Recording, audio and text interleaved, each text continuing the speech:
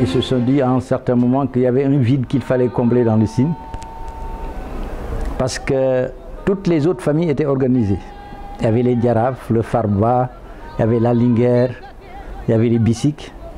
Il n'y avait qu'un chaînon manquant, c'était le Bour Sine. Ils se sont réunis, je dirais même peut-être des années. Et à un moment, ils sont venus vers nous. Parce que le roi est toujours un Guelwaar. Et c'est pas que c'est moi qui devais être le roi. Hein. C'est un concours de circonstances qui a fait que je suis là. Est-ce que Léopold est là? Le grand frère Amoussa, mon grand frère de même père et même mère. Mais peut-être c'est le sort qui a fait que j'ai été choisi. Et je l'ai accepté. Mais pour la préparation, comment tout ça s'est passé, ce sont les Djaraf qui élisent, et ce sont eux, les deux grandes familles, Ngom et Sen, qui se sont organisés, qui se sont réunis, etc. Et moi, je n'ai été contacté qu'au dernier moment. Donc, ils m'ont mis devant le fait accompli. Et je ne pouvais qu'accepter. Le Djaraf Ngom, moi, je le considérais comme mon père. Parce qu'un jour, quand j'allais lui rendre visite, j'y allais après la prière du soir, Maghreb. Une fois je suis allé là-bas, il m'a dit Bour Sine, Massinik. Est-ce que tu sais une chose? J'ai dit non, c'est quoi? Il me dit le Bour Sine, le Massinik que vous êtes, le grand Djaraf que je suis, et le saltigué, tous leurs parents ont habité dans la même maison, à Bouf.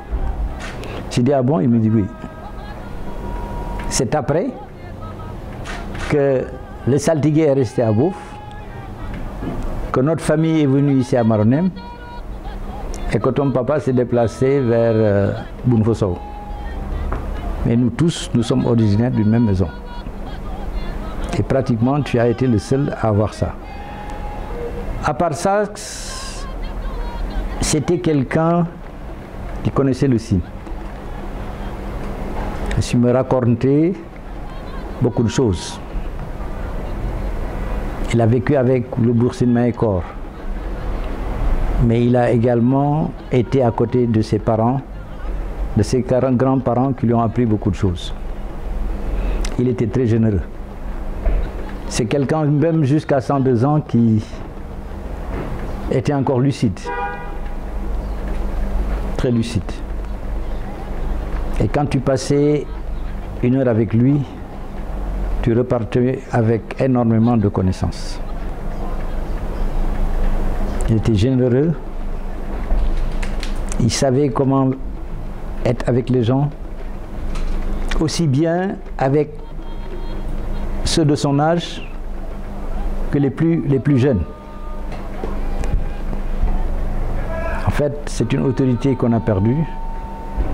Et je ne dis pas qu'on n'en aura plus. Mais en tout cas, quelqu'un de son genre, c'est très difficile à trouver à l'heure actuelle. Nous avons perdu un monument. Mais qu'à cela ne tienne, il a fait son chemin. Parce qu'il nous a quittés à l'âge de 102 ans. Tous ceux qui l'ont approché ont pu bénéficier de sa sagesse. Voilà ce que je peux dire de l'homme. On parle d'une institution royale et pas d'une cour royale, parce que c'est une autre époque. Mais chacun avait un rôle à jouer dans l'institution.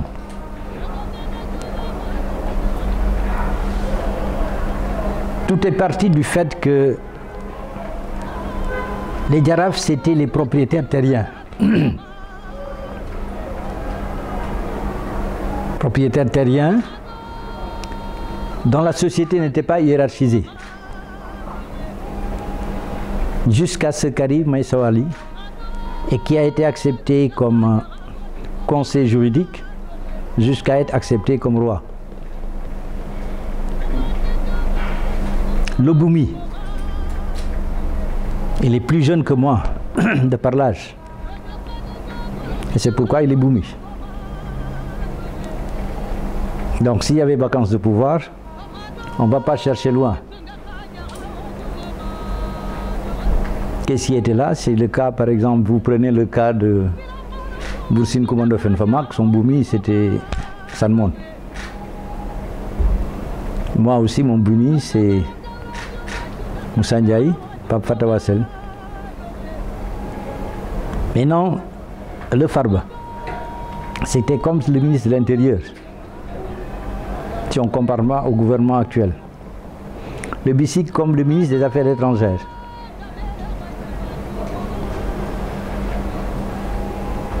Ensuite vient la communauté des griots. Ce sont les Faras. Farah Djundjoum, Farah Rour, etc. Et la Linguère, je vous en ai parlé. Elle a sa cour. Hein. Elle habitait à Tchoupan. Et on lui confiait des filles à éduquer. Pour leur donner les bonnes manières. Et tout ça, nous avons conservé. À part ça, il y avait la grande famille des Jaraf, très élargie, Ngom, Sen, Nyan. Mais en fait, quand ils intronisent un roi, vous savez ce qu'ils disent? Nous vous confions les eaux et la terre, et les terres. Ils vous confient, hein? Ils vous confient les terres et les eaux. Mais le peuple reste avec eux. Et je crois que si on avait à faire une réforme, mais on va leur demander de nous laisser choisir. Hein? Mais c'est comme ça, c'est la coutume. C'est pratiquement eux qui détiennent le pouvoir. Est-ce qu'il peut arriver qu'on soit détrôné? Mais il faudrait que ce soit une faute qui soit très grave. Donc voilà l'institution avec ses différents représentants. Mais c'est un grand groupe où chacun a son rôle à jouer. C'est pourquoi moi, quand je me déplace, je ne me déplace jamais seul. Tout récemment, je me suis déplacé avec... Moi, j'étais là-bas, mais entouré par les deux Jaraf. Jaraf Pape Massen, mais Jaraf également Ismaël Ngom. Donc voilà, la cour royale. La paix, la cohésion sociale. Ensuite, le développement. Bon, 2019, j'ai été intronisé et quelques temps après, c'est la Covid. Ensuite, nous sommes entrés dans une période de turbulence. Mais Dieu a bien fait les choses parce que quand on t'intronise, il y a une question à laquelle tu dois répondre. Comment tu t'identifies?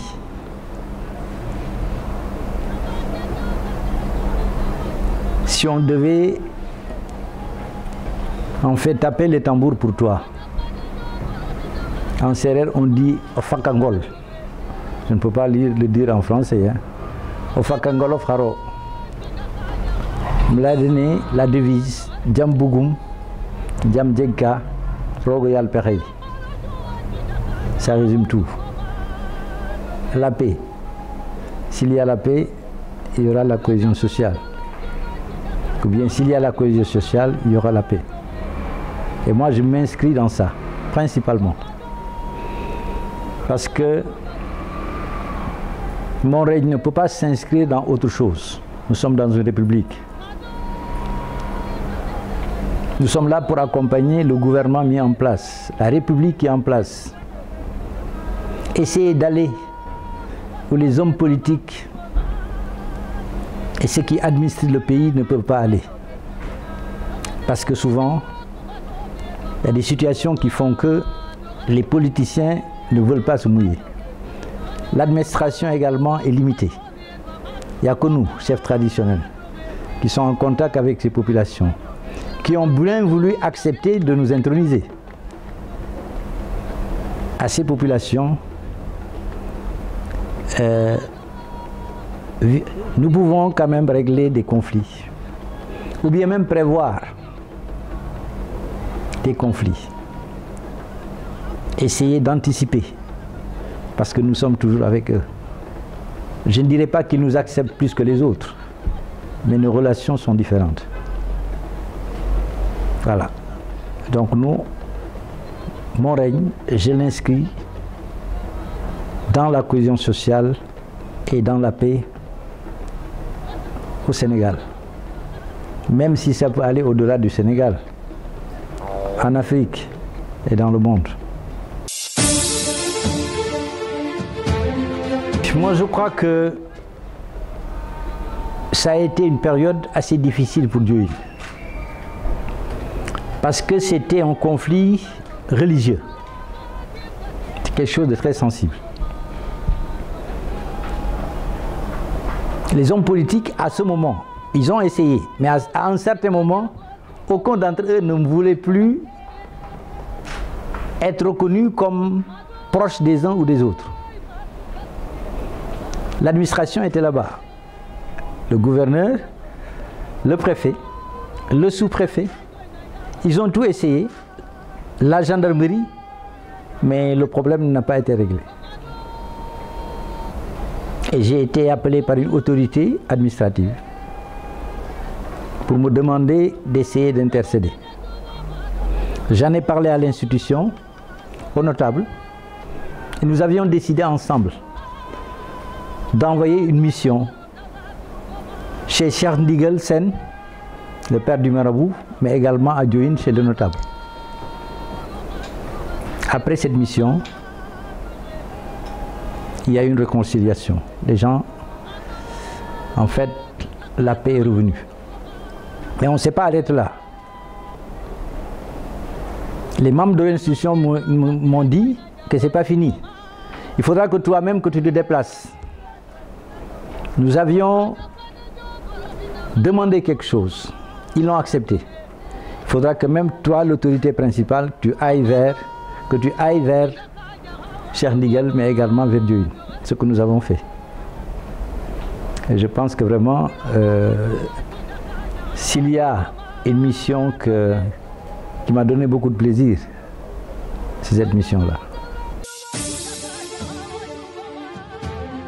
Parce que un conflit religieux, on ne peut pas savoir où ça peut s'arrêter. C'était localisé dans un premier temps, et ça pouvait embraser tout le Sénégal. Et Dieu a fait que, avec l'intervention de l'institution royale, nous avons pu éteindre le feu avant qu'il ne s'étende dans tout le Sénégal. Et tous les chefs coutumiers doivent jouer ce rôle. N'attendre rien de l'État, parce que c'est le rôle. Quand il y a un problème quelque part, il y a un discours que j'ai prononcé récemment.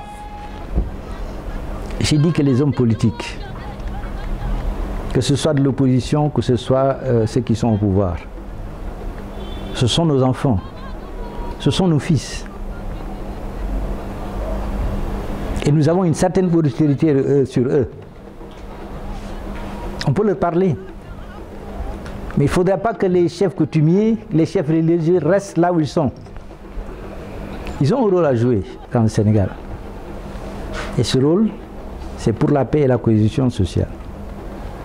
Naturellement, viendra ensuite le développement et puis même ce que nous ferons, on peut l'appeler une diplomatie. Hein.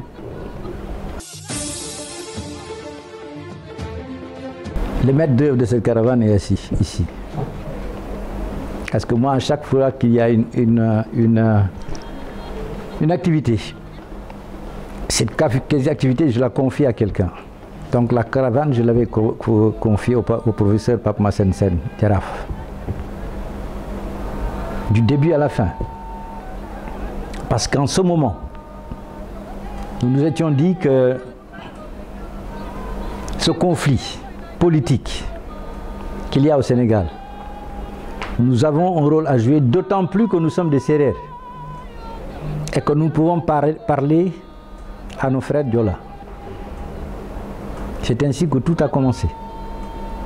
D'abord entre nous, ensuite il a eu l'idée de convoquer les membres de la Cour du Sud ici à la place du Souvenir. Nous avons discuté et nous étions parvenus à une organisation assez particulière. Il y avait un président chez nous, il y avait un président de l'autre côté, les finances c'est pareil, etc., etc. En tout cas, tous les rôles étaient bien distribués et les gens se parlaient. Jusqu'au moment où on devait aller en Casamance, même pour la collecte des fonds. Nous avons quitté Diakhao, quitté Fatick vers 10 h et nous sommes arrivés à Oussouye à 3 h 30 du matin avec une petite escale en Gambie. Et la chance qu'on a eue, c'est qu'arrivé à Oussouye, le lendemain, le bon Dieu a bien fait qu'il y ait des combattants du MFDC qui ont déposé des armes. C'est une coïncidence. Mais moi je me dis que c'est le bon Dieu qui a fait ça pour nous. Qui a encore renforcé les liens entre Diola et Sérère. Parce qu'un roi qui arrive, un roi Sérère qui arrive dans une contrée Diola, et que certains membres de MFDC veuillent bien accepter de déposer des armes, bon, nous on ne dira pas que ce n'est pas nous, mais on en fait partie. Et depuis lors, vraiment, il y a de très bonnes relations entre nous. La portée symbolique, elle est très simple. Parce que d'abord, la légende parle de Djambogne, parle également de Debo. Les Lébous, c'est comment encore? Man. Et vous avez également Agen. Ça, c'est la légende. Et nous sommes des cousins à plaisanterie.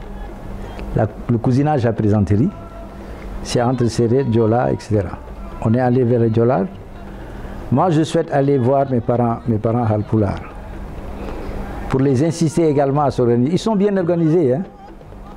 Mais ils se sont surtout organisés dans la religion musulmane. Il y avait des valeurs qui étaient là, et ces valeurs-là, on a commencé à les perdre, à commencer par la langue. Parce que ces valeurs, on les transmettait dans la langue. Mais si cette langue-là, nous la perdons, surtout nous les Sérères, mais ça va poser problème. En tout cas, essayons de réfléchir, essayons de regarder encore derrière pour aller chercher tout ce qui peut nous être utile dans les comportements, dans les valeurs du passé. Ah oui, ah oui, ah oui. Et c'est ce modèle qu'il faut faire revenir. Même si, en certains endroits, ça existe toujours. La société africaine, elle protégeait l'environnement. C'est nous qui avons fait de la nature autre chose. Nous avons voulu la transformer sans avoir de limites et les conséquences sont là. La sécheresse, les inondations, etc., etc. Voilà. J'étais allé quelque part. J'ai trouvé un Toucouleur qui était assis, mais qui était assis dans une position qui n'est pas la bonne position qui est souhaitable.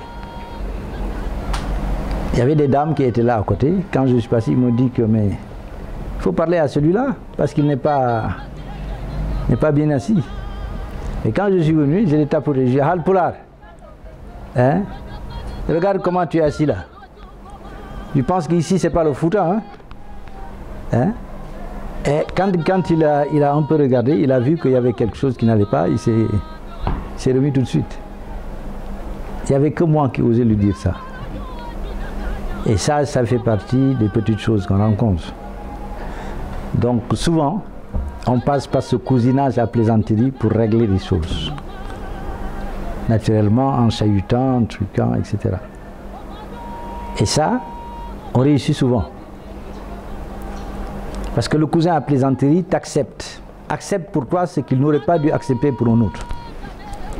Et c'est ça qui fait que ça agit beaucoup dans la cohésion sociale. Et c'est très important. Ce ne sont pas uniquement entre les tout couleurs, et même avec les noms. Quand M. Ngom est venu tout de suite, les scènes, etc., les failles.